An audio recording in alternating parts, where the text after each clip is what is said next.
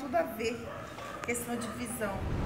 Porque só quem sabe da visão que Deus tem para a nossa vida é o Espírito Santo. É verdade. E é isso que nós temos que buscar isso no Senhor, esta visão, este propósito, pensamento seus para nossas vidas. Porque muitas vezes, como foi colocado aqui, que muitas vezes a visão que a pessoa tem do mundo, e às vezes está dentro da igreja, e não só isso também, viu? Tem pessoas que estão dentro da igreja religiosa. Às vezes ele vem todas as vezes no culto, mas não tira um período para com o Senhor. Sabe? Não tira um período para conhecer o Espírito Santo, para saber do coração de Deus, para saber o propósito. Ou seja, um relacionamento que na verdade é como se fosse um relacionamento de... Aquele está lá no topo e eu estou aqui embaixo, então tem os intercessores. Na verdade não é bem isso, porque Jesus já veio e ele rasgou o véu. E nós temos livre acesso ao Pai. E é isso que a gente precisa obter. Ontem eu trouxe uma palavra na oração sobre a questão das promessas do Senhor em Cristo Jesus. E essas promessas, muitas vezes, já esquecemos dessas promessas. Justamente por orar, né, pastor? Orar, e vou orar, fazer propósito de jejum e Deus não me respondeu. Ou porque as coisas não saíram como eu quis, ou porque o pastor daqui não me escolheu. Isso é fora da realidade, né? A gente tem que entender que o Senhor nos escolheu, tem um chamado diante do Senhor. Quem chamou foi Deus, não foi o ser humano. Mas eu quero orar ao Senhor, agradecendo. Pai, eu quero te louvar, Senhor, te agradecer. Na grandeza do Senhor, da sua santidade, Jesus. Por essa dinâmica aqui, a introdução na questão de da pessoa despertar mais sobre a visão que o Senhor tem ao nosso respeito e aquilo que o Senhor quer de nós. Deus, em nome de Jesus Cristo, que a palavra do Senhor é uma espada mais cortante, uma espada de 2 gumes. E eu sei que a tua palavra, ela fala com cada um conforme a vontade do Senhor. Amém. E ela não voltará vazia, Senhor. Eu sei que cada pessoa que estão aqui, assim como eu também, que preciso também, cada dia, diariamente, ó Senhor, aprender mais do Senhor, buscar mais o Senhor, buscar a vontade para a minha vida. Meu Deus, porque é uma caminhada, se fala em caminhada de fé, e que é o caminho é Jesus. E como está a nossa fé? O autor da fé, como é que ele está em nossas vidas? Nós precisamos ter esse entendimento, Senhor. Não simplesmente, hoje estou e amanhã não estou. Hoje eu estou lá embaixo, amanhã eu estou em cima. Não é assim. Precisamos verdadeiramente, ainda que as circunstâncias da vida digam não, ainda que o mundo pareça estar de cabeça para baixo, mas nós temos uma rocha, nós temos um fundamento que é o Senhor. E por isso, Pai, em nome de Jesus Cristo, teu Filho amado, nós estamos aqui, Senhor, não por conta de solteiros, porque nós somos teus filhos. E se nós ainda estamos solteiros, é porque o Senhor tem algum propósito. E nós precisamos aprender que propósito é esse, que finalidade que o Senhor quer, que visão que o Senhor quer que nós venhamos obter, Senhor. Por isso, Pai, em nome de Jesus, louvado seja o teu nome, Senhor, em nome de Jesus. Vamos abrir nossa Bíblia, uma meditação que o Senhor me deu sobre... nós precisamos de orar mais. Mas a palavra do Senhor fala sobre a questão de mente. Vamos lá, Romanos 12, 1 e 2. Amém? Diz assim: rogai, pois, irmãos, pela compaixão de Deus, que apresentai o vosso corpo em sacrifício vivo, santo, agradável a Deus, que é o vosso culto racional. E não seja conformado com este mundo, mas seja transformado pela renovação do vosso entendimento, para que experimentareis qual seja boa, agradável e perfeita de Deus. Amém. Quando fala a questão de mente, entendimento, e muitas vezes a gente está numa caminhada cristã, que o caminho é Jesus, e muitas vezes vai acontecendo tantos problemas espirituais, problema da família, problema da igreja, problema do trabalho. E muitas vezes nós não atentamos para quê? Aquilo que Deus quer falar. E muitas vezes o tempo vai passando e a nossa vida continua numa rotina sem mudar. Eu lembro que quando eu me converti ao Senhor, eu era muito jovem, mas quando eu me posicionei a buscar o Senhor, eu tive entendimento. E quantas vezes eu poderia estar melhor hoje? Sabe? Eu poderia estar melhor. E no entanto, as coisas foi passando, eu fui vendo a minha dor, a minha situação em si, mas eu esqueci de atentar para o propósito de Deus ter para a minha vida. E quantas vezes de nós continuamos da mesma forma desde quando foi para Cristo? A gente se preocupa com o nosso eu, com a nossa vontade, mas a gente não atentou em buscar a vontade de Deus, o chamado e o propósito de Deus. E muitas vezes queremos as coisas aqui, mas a palavra do Senhor diz: buscar seu reino e sua justiça em primeiro lugar. Muitos de nós já fomos casados aqui, tivemos marido, tivemos filhos, e o tempo passou. O tempo passou e nós não chegamos aonde queríamos chegar, ou a gente não teve o êxito, o sucesso que a gente queria ter. E muitas vezes a gente indaga a Deus várias interrogações. Não é Deus. Como o pastor mesmo falou, muitas pessoas fazem jejum propósito e Deus não respondeu. De fato, Ele não é o nosso mordomo, Ele é Senhor. Ele é o nosso Deus, Ele é nosso Pai. Ele não é obrigado. Mas o que nós fazemos para com Ele? Será que a gente passa 2 horas orando? 2 horas na palavra do Senhor? Será que a gente passa pelo menos meia hora louvando a Deus com uma graça? Eu também faço isso. Será que a gente, ao acordar, a gente já quer ouvir o Senhor, orar ao Senhor, dobrar nosso joelho? Ou será que naquele dia, ainda que seja tão difícil, a gente já tenta nosso pensamento para o Senhor? Mas nós queremos. Aí a gente pergunta, mas qual o propósito de Deus para a nossa vida? A gente fica inimigo. Ele, na verdade, ele é a pessoa que vai realmente intervir. Ele é opositor, ele é opositor de Deus. E ele é opositor contra a obra do Senhor. E não só a obra de Deus, como a nossa vida. Ele é opositor, ele vai se opor contra tudo e contra todos que falam do Senhor. Ele vai se opor de várias maneiras. Nossos filhos, na igreja. E a gente não atenta para isso. Às vezes, nas esferas espirituais, o que acontece? Está tendo uma guerra. Ele está se opondo. O que a gente faz? Eu não sei vocês, mas eu sinto o peso espiritual quando eu oro pelo Brasil, onde eu estou às vezes, onde eu estou no LSS, quando eu chego em casa. Há um peso. E mais, se a pessoa que não ora, ela se torna pesado para outra pessoa, se torna pesado para a igreja. Por isso, quando você ora por alguém, está pesado, a pessoa não ora. Mas e os solteiros que estão solteiros até hoje? Porque os casados têm que orar também. Mas aquele que está solteiro hoje tem que atentar para a obra do Senhor. Quando ainda estava com meu marido, que hoje é meu ex-marido, eu tinha prazer de estar no Senhor. É tanto que quando eu tinha que orar escondido. E ele falava, onde você estava até essa hora? Eu não falava, mas eu estava orando. Eu ia para o banheiro orar. E aí, a mudança da mente. Só quem conhece a mente de Deus é o Espírito Santo. Só quem conhece os nossos pensamentos, nosso coração, é o Espírito Santo.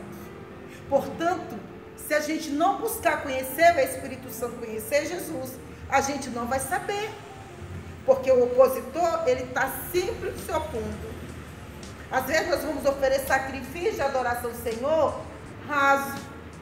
Nós vamos ter a visão do Senhor terrena. Então essa visão, ela precisa ter uma profundidade diante de Deus. Porque lá em Efésios fala, conhecer o Senhor na profundidade, na largura, ou seja, plenamente. A gente não conhece. Porque muitas vezes, quando você está orando, o telefone toca, alguém bate a porta, acontece alguma coisa. Se a pessoa não se trancar, vai ter opositor ali. E ele vai usar até pessoas dentro da igreja. Usa cada um de nós, se a gente não vigiar.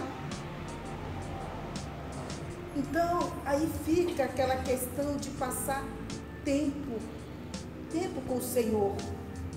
Mudança de pensamento. Mudança de pensamento diante de uma situação difícil, diante de um agnóstico. Por exemplo, o médico te deu um agnóstico, você fez um exame, deu isso. Qual é o pensamento de Deus sobre isso?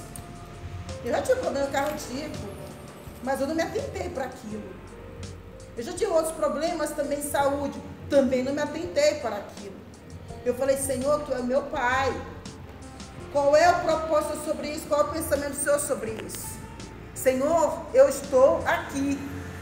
Houve tempo na minha vida que eu tive que viajar quando eu estava em outra igreja. Até Deus mandou volta por um tempo. Voltei. Mas eu nunca deixei o Senhor em segundo plano. Por quê? Se eu entro 7 horas no trabalho, eu preciso ter um tempo antes de ir para o trabalho com o Senhor. E quando retorno também, eu durmo pouco. Às vezes sou calada, eu sou calada. Eu sou calada, eu sou séria, mas eu não sou calada diante de Deus. Isso é o principal. Porque Deus, Ele é um Pai maravilhoso. A mudança de pensamento de um cenário que a gente está vivendo. Já perguntou para Deus qual o propósito dele no cenário que está vivendo? Já perguntou para o Senhor qual é o chamado que Deus tem? Porque a gente ainda está vivos ainda. Já perguntou para o Senhor qual o que Ele tem para o futuro? Qual o plano que Ele vai te conduzir ainda e para onde Ele vai te conduzir e aquilo que Ele quer para fazer através da sua vida e na sua vida e em nossas vidas? E é isso que a gente precisa buscar mais o Espírito Santo ao sonho de Deus para a nossa vida, o propósito da nossa vida, o pensamento de Deus para a nossa vida. Para viver o quê? Nas maravilhas celestiais com Ele. Porque naquele grande dia, a gente vai apresentar nossas mãos. Então, se as coisas começam a acontecer, é fácil? Não, não é fácil. Mas com o Senhor no barco é fácil. E sobre a questão de mudança de pensamentos, e a vida continua, Deus nos deu sua palavra e o Espírito Santo. E lança a mão dela e atrás a nossa lembrança, assim a conhecemos e sabemos que é a sua vontade divina. Só o Espírito Santo sabe a vontade divina para nossas vidas. Só o Espírito Santo sabe o propósito que Deus tem para a nossa vida. Quando eu estava aqui, eu batizei em 2004, fui para uma outra igreja que o Senhor me levou. E lá, eu sabia exatamente aquilo que o Senhor queria que eu fizesse. E eu falei, o problema não é meu, mas eu tenho que obedecer ao Senhor. Então eu busquei a vontade divina do Senhor para fazer aquilo acontecer. E às vezes a vontade divina do Senhor é orar pela igreja do Senhor na face da terra, sabia? Às vezes a vontade divina do Senhor é orar para Israel, Jerusalém. Às vezes a vontade divina é orar por outras nações. Às vezes simplesmente orar. Muitas vezes louvar. Mas temos que buscar a vontade divina do Senhor para nossas vidas. A sabedoria, a graça, o favor do Senhor. A gente precisa disso. A gente precisa buscar isso e viver. Por quê? Porque os dias são maus. Os dias são maus e não vai mudar. Vamos lá para João 14, 26. Diz assim: mas quando vier o Consolador, que eu da parte do Pai vos hei de enviar, aquele Espírito Santo, de verdade, que procede do Pai, e Ele testificará de mim. Pouco se fala do Espírito Santo, e eu muito falo do Espírito Santo. Porque minha experiência com Ele começou muito cedo. E se tudo que eu passei na minha vida, eu não tivesse experiência com o Espírito Santo, eu não estaria viva. Eu já cheguei em endereço só pelo Espírito Santo. Uma vez eu encontrei, Ele mandou e Acho que é Norte, aqui atrás do Atacadão, um casal de pastores. Eles não eram pastores na época, ele era do bombeiro, se fosse, leva essa palavra para eles. Eu falei, como? Eu não sei o endereço. E o Senhor me deu o endereço. E com o endereço eu cheguei lá. Quando eu entro na rua, eu vejo aquela mulher lavando o carro. Você. Nós entramos, orei com eles, e eles hoje são pastores. Ele estava orando jejum os dois, 15 dias no monte. E o Senhor falou, vocês sim serão pastores. Eles são pastores hoje. Amém. Então, quando a gente se coloca na posição, o Senhor vai nos conduzir sim. Olha, um outro caso também de um pastor também, e que Deus fez uma obra gloriosa na vida dele. Quando o Senhor nos conduz a fazer, essas são as promessas que às vezes a pessoa que está do outro lado precisa de ajuda. E a gente é igreja. Não precisa, talvez, eu preciso falar, não precisa as pessoas ver do meu lado falar, não precisa. Mas a gente precisa orar pelos outros. Verdade. A gente precisa. Amor não é sentimento, amor é mandamento.